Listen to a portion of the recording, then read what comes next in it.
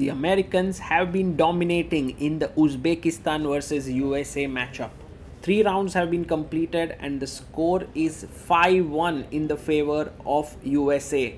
This is the fourth and the final rapid match, and Uzbeks need to strike back. If they do so, they will be on 5-3 going into the blitz tomorrow. Otherwise, the lead could become really huge.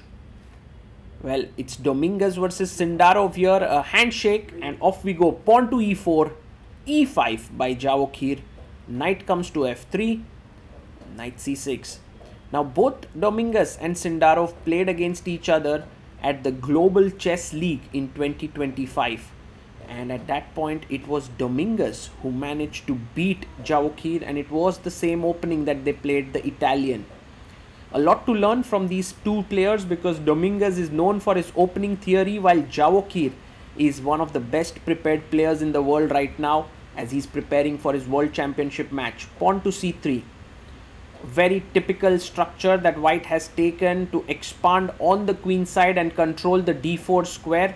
Sindarov plays a5, taking away the b4 square. And now rook to e1. Always rook comes here to defend the pawn on e4, make space for the knight to go to f1, bishop drops back to b6 so that d4 doesn't come with a tempo.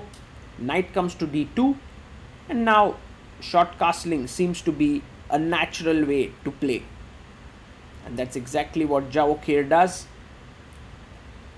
The knight on c6 is a bit limited, so you will see the maneuver knight e7, knight g6 happening often in such positions. h3, a useful move, taking away the g4 square because f2 is a bit soft. And now h6, the same idea, no g5 business for white. Now knight goes to f1, knight g3 is up in the air, bishop e6. So Javokhir, instead of playing rook e8 and bishop e6, plays it directly. He's open to taking on the doubled pawns, and bishop b5 played. This is exactly the same line that Javokhir and Dominguez played. Wow. So actually Dominguez is testing Javokhir in this opening. Bishop a4. He doesn't want to trade the bishops. He wants to come back on c2 and then play d4. That's generally how white would play. And Sindarov can go knight g6 here. He brings his knight to the g6 square, and d4 is possible. The general way in which you meet d4 is pawn takes, and d5, e5, knight jumps to e4. That's how you play. And Leinier, Dominguez goes knight to g3. He is looking at these two squares. Knight h7. I think the last time they played, knight d7 was played. d4. He pushes forward, and Sindarov now thinks through his next move and plays knight g5. He's ready to take on the doubled pawns but gets rid of the knight on f3. So there is a bit more pressure on the d4 pawn now with the bishop looking here, but it is guarded. And we have bishop coming back to b3. If you take, I take back with the pawn. Knight to f4 played. So he brings his knight into a good square. Bishop takes, and you can take back with the knight. It's completely fine. But Sindarov takes with the pawn, opening up the rook. And g5 and g7 pawns are now isolated and doubled.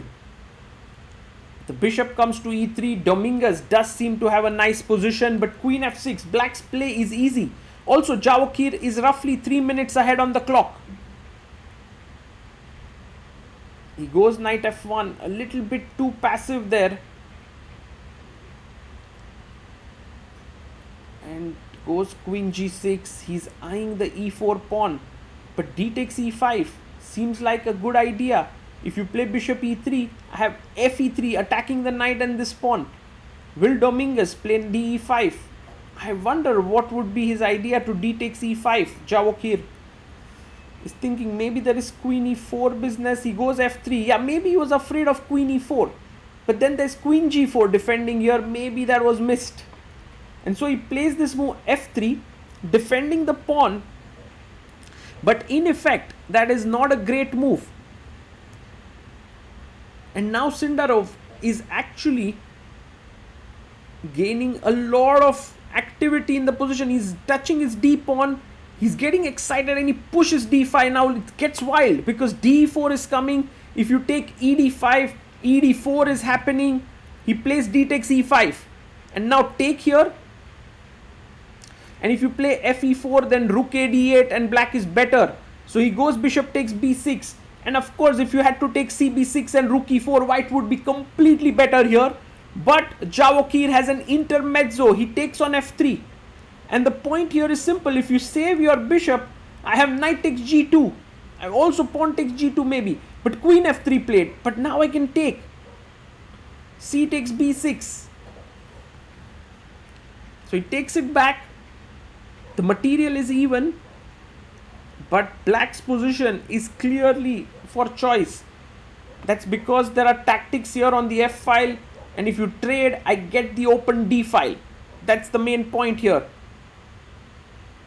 And so Javokhir takes, queen takes e4, rook takes e4, and rook comes to d8. Now, the rook cannot come to d2. The knight is protecting here, but knight d3, attacking b2 and f2 square could be a very nice idea. a4 played by Leinier. And Sindarov goes rook d5, starting to have free-flowing play. The rook is better placed on d5. The other rook is great on the f file. b4 played. But now this weakens the c3 pawn.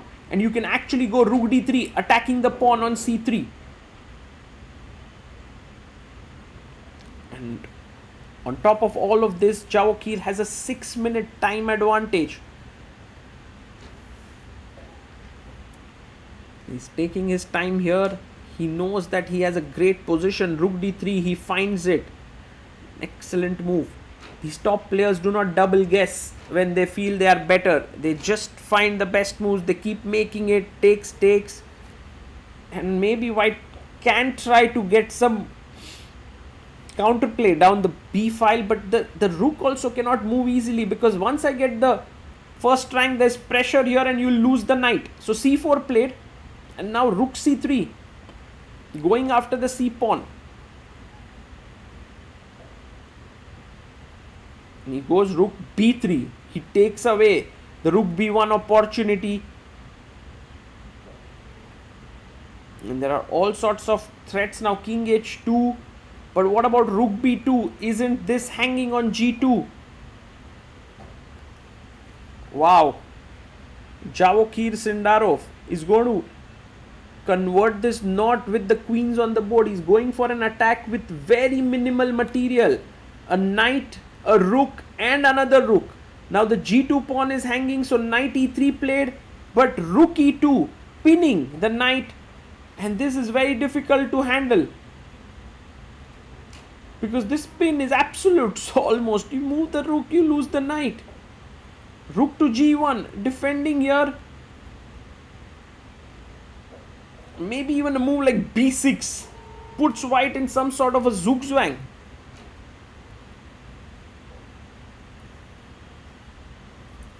The knight jumps to d3, now threatening knight f2 to attack the rook, and the knight will fall. But Dominguez hardly has any options. He's losing the piece nonetheless. c5, and now knight f2, and it is game over. Knight f2 played, the rook moves, e3 falls, he resigns. Javokhir Sindarov takes home a great victory in the Italian. He played with lot of imagination here. Knight h7, knight g5, bishop e6, taking back with the f pawn, and then finally the d5 break that caused the chaos on the board. Amazing play by Javokhir, helping Uzbekistan win the match and bring the scores to 5-3.